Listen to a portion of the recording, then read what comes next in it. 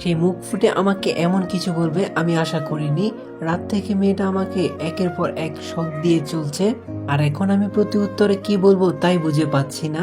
আমার মনে অনেকগুলো কথা ঘুরপাক খাচ্ছে। প্রথমত, একজন অপরিচিত মানুষকে কোনো মতে বাড়িতে থাকতে দেওয়ার মতো বিশ্বাস করা যায় না। তার উপরে ওকে দেখে কোনো রকমেই কাজের মেয়ে বা নিম্নবর্তী পরিবারের মনে হচ্ছে না। আর এসব ভাবতে ভাবতেই আমি পড়ে গেলাম মহাবিপাকে। এদিকে মেয়েটি নিঃশব্দে কাঁদছে, হতেও পারে সে আসলেই বিপদে। কিন্তু যদি এমন কিছু না হয়, যদি তার মতলব ভিন্ন থাকে। শহরে এখন বিভিন্ন পন্থা অবলম্বন করে চোরের ডাকাতেরা মতলব সিদ্ধান্ত করে থাকে। আপাতত ডাইনিং স্পেসের পরিবেশটা বেশ থমথমে হয়ে আছে, একদম প্যান্ড্রফ সাইলেন্ট হয়ে আছে সব। মেয়েটি একবারও চোখ তুলে তাকাচ্ছে না। কিছুক্ষণ পরে সে বলে উঠল, দেখুন, আমি চোর বা ডাকাত নই, আমি সত্যি কাজ করব। সব আপনার বাসার এর বিনিময়ে শুধু আমাকে থাকতে দিবেন, টাকা পয়সা লাগবে না। আমার কাছে কোনো মোবাইল ফোনও নেই, আমার বাইরে বের হওয়ারও কোনো প্রয়োজন নেই। আপনি যখন বের হবেন তখন আমাকে তালাবদ্ধ করে রেখে গেলেই হবে। এক নিঃশ্বাসে সবগুলো কথা সে বলে শেষ করলো। এবার আমার জবাবের অপেক্ষায়। সে অসহায় দৃষ্টিতে বাচ্চাদের মতো তাকিয়ে আছে আমার দিকে। তাকে একদম একটা ছোট্ট বাচ্চা মনে হচ্ছে। একটু আগে তার ঘুমের রেশ কাটেনি, কিন্তু এখন দেখে মনে হচ্ছে তার চোখের কোনো ঘুম নেই। একটা জবাবের অধীর আগ্রহে অপেক্ষা করছে সে। মাথায় অনেক কিছু ঘুরপাক খাচ্ছিল, কিন্তু পরক্ষণে মনে হলো যদি সে আসলে বিপদে পড়ে থাকে আর আমি এই মুহূর্তে তাকে বের করে দিই, তাহলে তার অনেক বড় বিপদের সম্মুখীন হতে পারে। আর আমার আগে পিছে তো কেউ নেই, আমাকে কি করেই বা ক্ষতিগ্রস্ত করবে। আগে মাহেরা ছিল, মনের মধ্যে একটা ভীতি ছিল, তাকে আগলে রাখতে হবে, তার জন্য হলেও আমার বাঁচতে হবে।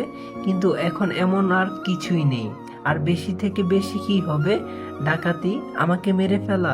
আসল কথা হচ্ছে, যদি আমি মরেও যাই কোনো অ্যাক্সিডেন্ট হয়ে, তাতেও কোনো দুঃখ থাকবে না। তার একমাত্র কারণ হলো আমার মনটা আরো 3 মাস আগেই মারা গেছে, এখন একটা জীবন্ত লাশ হয়ে বেঁচে আছি। এই দেহের মৃত্যু হয়ে গেলেই ভালো। তারপর আমি মেয়েটিকে উদ্দেশ্য করে বললাম, আপনি থাকতে পারেন, কোনো সমস্যা নেই।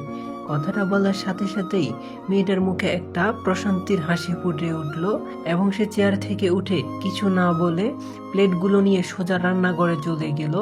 আমি ধম ধরে টেবিলেই বসে আছি। এর মাঝে এসে সে সুন্দর করে টেবিল গোছালো। আমি তাকে দেখে একটু অবাক হই, কেমন যেন এক ভিন্ন প্রজাতির মানুষ মেয়েটি। হঠাৎ ঘড়িতে টিং টিং আওয়াজ হচ্ছে, তাকিয়ে দেখি 10টা বেজে গেছে। আমার মিটিং আছে একটা 10টা 30-এর দিকে। তাড়াতাড়ি করে উঠে উপরে গেলাম আমার ঘরে। মেয়েটি রান্নাঘরে ছিল, আমি তাকে নিচে রেখেই এসেছি। তাড়াতাড়ি করতে গিয়ে তুলে আনতে ভুলে গেছি। আমার এই বদ অভ্যাস আর ভালো হলো না, প্রায় প্রতিদিনই এমন করি। অলরেডি আমি শাওয়ারের নিচে দাঁড়িয়ে আছি, এখন কি আর করার। একেবারে গোসল শেষ করেই বাথরুম থেকে বের হতে হবে। শাওয়ার শেষ হওয়ার পরে বাথরুমের দরজা খোলার সময় দেখি হ্যান্ডেলের মধ্যে তৈলেটা ঝুলিয়ে রাখা। বুঝতে পারলাম মেয়েটি রেখে গেছে হয়তো, কারণ ছোটা বুয়া তো 3 দিনের ছুটিতে গেছে। শরীরে মুছে তৈলের পরে ঘরে আসলাম, দেখি খাটের উপরে আমার নেভি ব্লু কালারের একটা শার্ট, ব্ল্যাক ফর্মাল প্যান্ট আর ব্ল্যাক একটা টাই রাখা। অনেকগুলো কাপড় আয়রন করিয়ে আনানোর পরে নিচে রয়ে গিয়েছিল, ওখান থেকেই বেছে এই কাপড়গুলো এনে দিয়েছে সে। এবার আর অবাক হলাম না, তার কারণ হলো সে আমাকে অবাক করার কর্মকাণ্ড করেছে প্রায় 18 থেকে 20 ঘন্টা ধরেই। রেডি হয়ে নিচে এলাম, মেয়েটিকে আশেপাশে কোথাও দেখছি না, হয়তোবা রেস্ট করছে। এমনিতে তার শরীর বেশ খারাপ ছিল। মেন গেট দিয়ে বের হব, ঠিক তখনই পেছন থেকে চমক জাতীয় কিছু পড়ার শব্দ হলো। তাকিয়ে দেখি হলদে পরীর হাতে একটা টিফিন বক্স নিয়ে দাঁড়িয়ে আছে। তার হাত থেকেই চমকটা পড়েছে। মুখে একটা প্রশস্ত হাসির ফুটিয়ে সে আমার দিকে এগিয়ে এসে টিফিন বক্সটা আমার হাতের সামনে ধরিয়ে বলল, বাইরে যাওয়ার সময় ডাক দিতে হয় না, তাই অভিনয় করে একটা পদ্ধতিতে ডাক দিলাম। আই হোপ আপনি মাইন্ড করেননি। তখন আমি বললাম, না ঠিক আছে। মেয়েটি তখন বলল, অফিসে যাচ্ছেন? তখন আমি বললাম, হুম। মেয়েটি তখন বলল, এটা নিয়ে যান। তখন আমি বললাম, কিন্তু এটা? মেয়েটি তখন বলল, দুপুরের জন্য খাবার। তখন আমি আবার বললাম, দরকার ছিল না। মেয়েটি তখন বলল, নিন ধরুন। বেশি কিছুই করিনি, কাল থেকে আর এমন হবে না।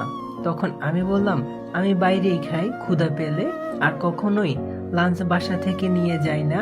মনে মনে ভাবলাম, মাহেরা থাকতে দুপুরে লাঞ্চ বাসা থেকে নিয়ে যাওয়া হতো না, অভ্যাস আছে আমার। মেয়েটি তখন বলল, এখন থেকে নিবেন। আমি আর কথা বাড়ালাম না। আর শুনুন, গেটটা তালাবদ্ধ করে যান।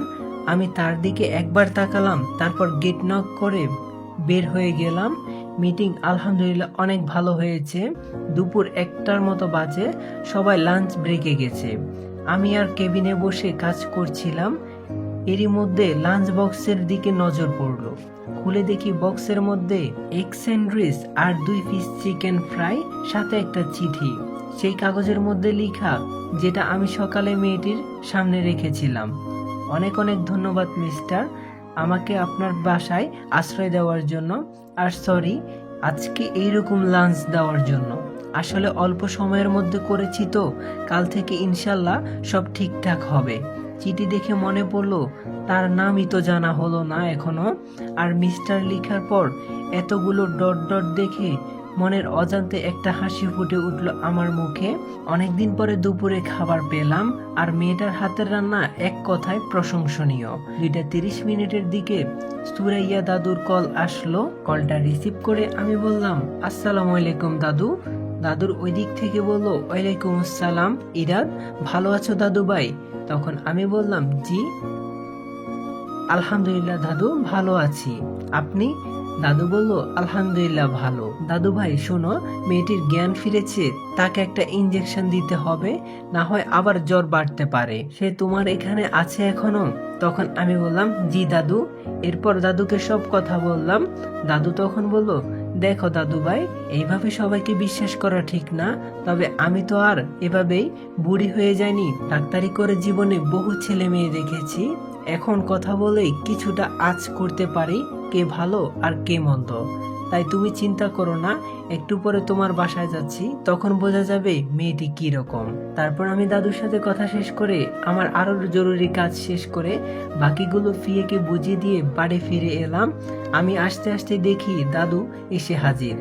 বাড়ি ঢুকে দেখি কি সুন্দর তকতকে ঝকঝকে করে সুন্দরভাবে বাড়ি গুছিয়ে রেখেছে মেয়েটা। যেন পরিবেশেও এতটা পরিষ্কার আর গোছানো দেখে মনের খুশিতে নেচে উঠবে। দাদু মিট মিট হাসছে, হয়তো তার কাছে ভালো লেগেছে এরকম দেখে। আমি ফ্রেশ হয়ে আসি দাদু। দাদু তখন বলল, আচ্ছা আমি মেয়েটার সাথে কথা বলি। আমি ফ্রেশ হয়ে কিছুক্ষণ উপরেই ছিলাম। প্রায় আধা ঘন্টা পরে নিচে এসে দেখি গেস্ট রুম থেকে হাসির শব্দ আসছে। দরজার কাছে গিয়ে আমি স্তব্ধ হয়ে যাই, কারণ দাদুকে দেখলাম সে বিছানায় বসা এবং মেয়েটা তার পায়ে মাথা রেখে শুয়ে শুয়ে হাসছে খিলখিল করে।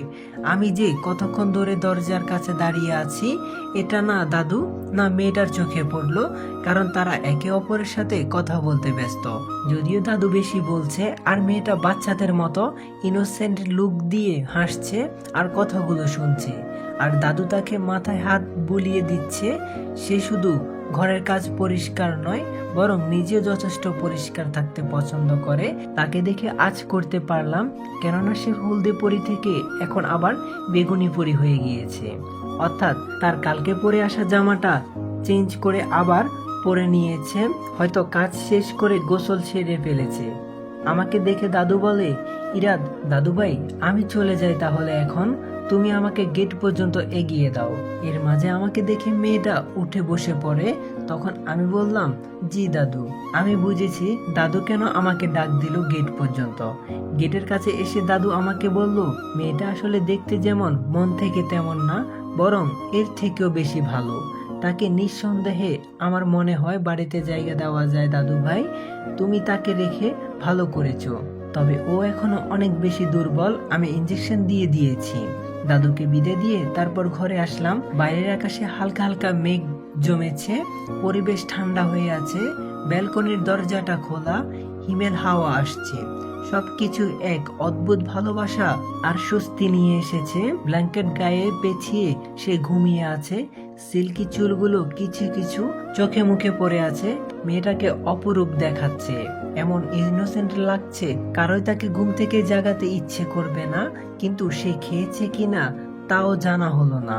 এই জন্য আস্তে আস্তে ডাক দিলাম, এই যে শুনছেন, আপনি খেয়েছেন। কোনো সাড়া শব্দ নেই। তখন আমি আবারও বললাম, এই যে। তখনই মেয়েটি বলে উঠলো, রুহি।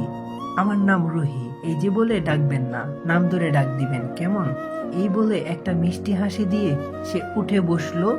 আসসালামু আলাইকুম গাইস, তোমার প্রতি মায়া গল্পের 4 নাম্বার পার্ট দিলাম। তোমাদের কাছে কেমন লাগলো ওইটা কমেন্ট করে জানাও।